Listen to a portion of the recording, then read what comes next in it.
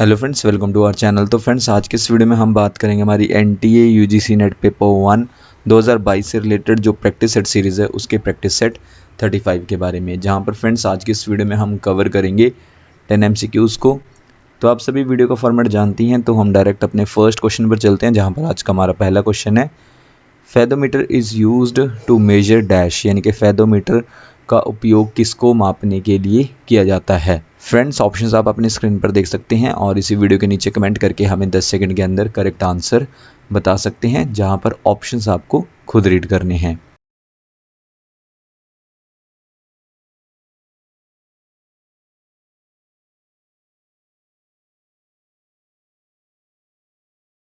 इनमें से फेदोमीटर का यूज़ किया जाता है मेजर करने के लिए ऑप्शन सी, ओशियन डेप्थ को, यानी कि समुद्र की गहराई को मापने के लिए यूज़ किया जाता है इनमें से फेदोमीटर का। फेदोमीटर क्या है? एक इको साउंडिंग सिस्टम है। किसके मेजरमेंट के लिए? वाटर की डेप्थ को मेजर करने के लिए, यानी कि पानी की गहराई को मापने के लिए। इसके बाद नेक्स्ट पॉइंट में, फेदोमीटर अंडर वाटर डिवाइस है जिसका यूज़ किया जाता है शिप्स पर मेजर करने के लिए वाटर की डेप्थ को। इसके बाद हमारा फ्रेंड्स नेक्स्ट क्वेश्चन है, क्वेश्चन नंबर सेकंड में आपको बताना है, in a normal human being how much time does food take to reach the end of the intestine for a complete absorption, यानी कि एक सामान्य मनुष्य में भोजन को पूर्ण अवशोषण के लिए आंत के अंत तक पहुंचने में कितना समय लगता है।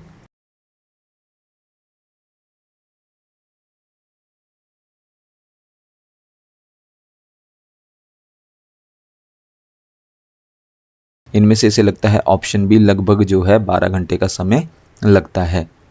इसके बाद नेक्स्ट क्वेश्चन है, question number third, WWW stands for.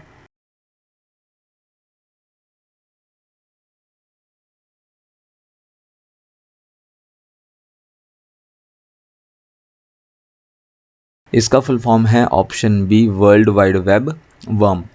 World wide web worm क्या है? One of the earliest search engine है, किसके लिए? वर्ल्ड वाइड वेब के लिए, इन शॉर्ट WWW के लिए, जिसे विकसित किया गया था सितंबर 1993 में। किसके द्वारा? ओलिवर मैकब्रायन द्वारा। कहाँ पर? यूनिवर्सिटी ऑफ कोलोराडो में, as a research project. Next question है, question number fourth, transistors are associated with dash.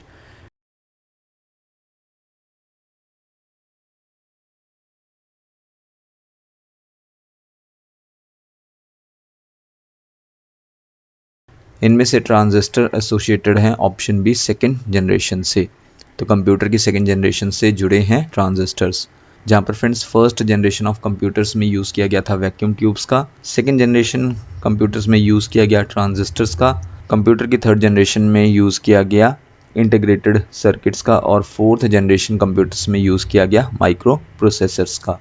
हमारा नेक्स्ट क्वेश्चन है, question number fifth, a group of people has access to computers and the internet while another group does not have access, the difference between the two groups is known as the dash, यानी कि लोगों के एक समूह की पहुंच computer और internet तक है जबकि दूसरे समूह की पहुंच नहीं है।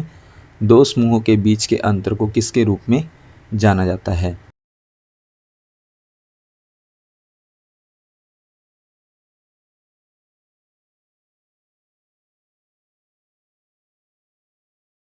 इसे जाना जाता है ऑप्शन डी, डिजिटल डिवाइड के रूप में, जहाँ पर फ्रेंड्स लोगों का जो एक समूह है उसकी पहुँच कंप्यूटर और इंटरनेट तक है, और जबकि जो दूसरा ग्रुप है उसकी पहुँच नहीं है कंप्यूटर और इंटरनेट तक। तो ये डिफरेंस जो है दो ग्रुप्स के बीच में, इसे जाना जाता है ऑप्शन डी, डिजिटल डिवाइड के रूप में। इसके बाद हमारा नेक्स्ट क्वेश्चन है, question number six, the award given by the council of scientific and industrial research, in short CSIR, for important contribution in any field of science is called the dash, यानी कि वैज्ञानिक और औद्योगिक अनुसंधान परिषद द्वारा विज्ञान के किसी भी क्षेत्र में महत्वपूर्ण योगदान के लिए दिए जाने वाले पुरस्कार को डैश कहा जाता है।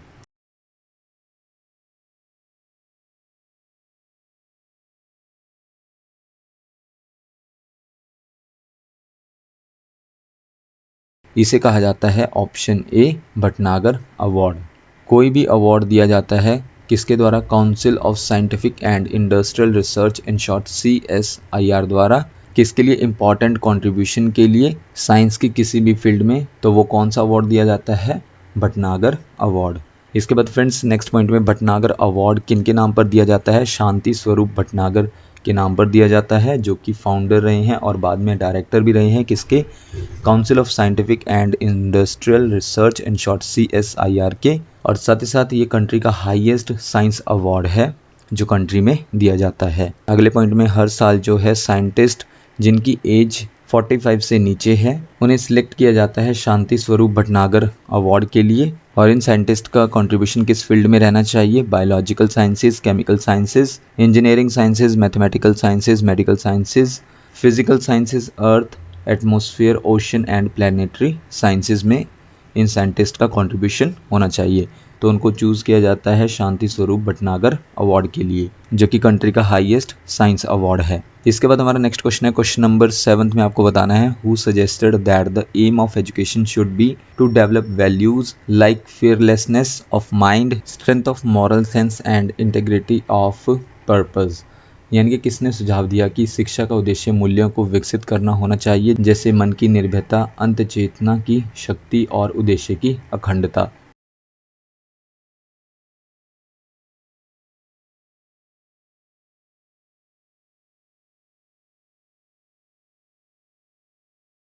ये सजेस्ट किया गया था option A Indian university education commission 1948-49 द्वारा, जहां पर फ्रेंड्स गवर्नमेंट ऑफ इंडिया ने अपॉइंट किया यूनिवर्सिटी एजुकेशन कमीशन को किसके अंडर, यानी कि किसकी चेयरमैनशिप के अंडर? डॉक्टर राधाकृष्णन जी की चेयरमैनशिप के अंडर। कब? नवंबर 1948 में। और ये पहला एजुकेशन कमीशन है इंडिपेंडेंट इंडिया का, यानी कि आज़ाद भारत का पहला एजुकेशन कमीशन था यूनिवर्सिटी एजुकेशन कमीशन 1948-49। स्टडी करने के लिए था, यानी कि अध्ययन करने के लिए था प्रॉब्लम्स किसकी? यूनिवर्सिटी एजुकेशन की इंडिया में। इसके बाद नेक्स्ट पॉइंट में इस कमीशन ने कई इंपॉर्टेंट रिकमेंडेशंस दिए हायर एजुकेशन पर और सबमिट की अपनी रिपोर्ट। कब? अगस्त 1949 में। और इस कमीशन में 10 मेंबर्स को अपॉइंट किया गया था। इसके बाद हमारा नेक्स्ट क्वेश्चन है question number 8, who brought the English language and British education to India. यानी कि अंग्रेजी भाषा और ब्रिटिश शिक्षा को भारत में कौन लाया?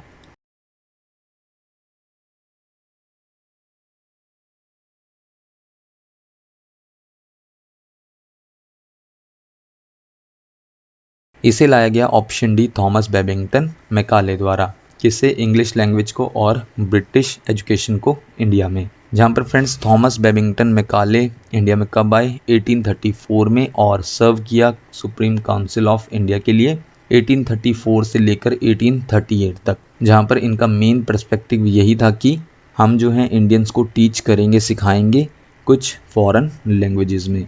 नेक्स्ट क्वेश्चन है question number 9, which gas is mainly responsible for global warming. यानी कि ग्लोबल वार्मिंग के लिए मुख्य रूप से कौन सी गैस जिम्मेदार है?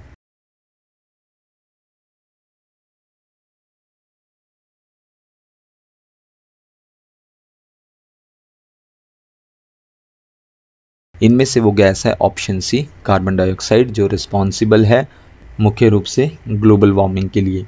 इसके बाद आज का हमारा लास्ट क्वेश्चन है question number 10, when and where was the India's first computer installed. यानी कि भारत का पहला कंप्यूटर कब और कहां स्थापित किया गया था?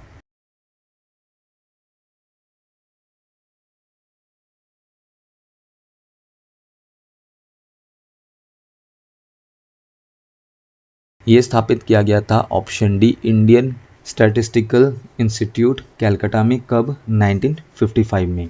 इंडिया का पहला कंप्यूटर को इंस्टॉल किया गया 1955 में Indian statistical institute in short ISI में कैलकाटा में, जिसे अब कोलकाता कहा जाता है। देन इसके बाद फ्रेंड्स नेक्स्ट पॉइंट में कंप्यूटर जो बनाए गए हैं इंडियन द्वारा, सबसे पहले परम जो है फर्स्ट सुपर कंप्यूटर है जिसे विकसित किया गया इंडियन साइंटिस्ट द्वारा, और फर्स्ट सुपर कंप्यूटर को असेंबल किया गया था स्वदेशी, जिसका नाम है परम शिवाय, जिसे इंस्टॉल किया गया Indian Institute of Technology BHU Varanasi में। नेक्स्ट पॉइंट में हम परम सुपर कंप्यूटर के बारे में जान लेते हैं। सबसे पहले विजय पांडुरंग भटकर परम को विकसित करने में इनका मेन कंट्रीब्यूशन रहा है। इन्होंने विकसित किया है पहला इंडियन सुपर कंप्यूटर परम 8000।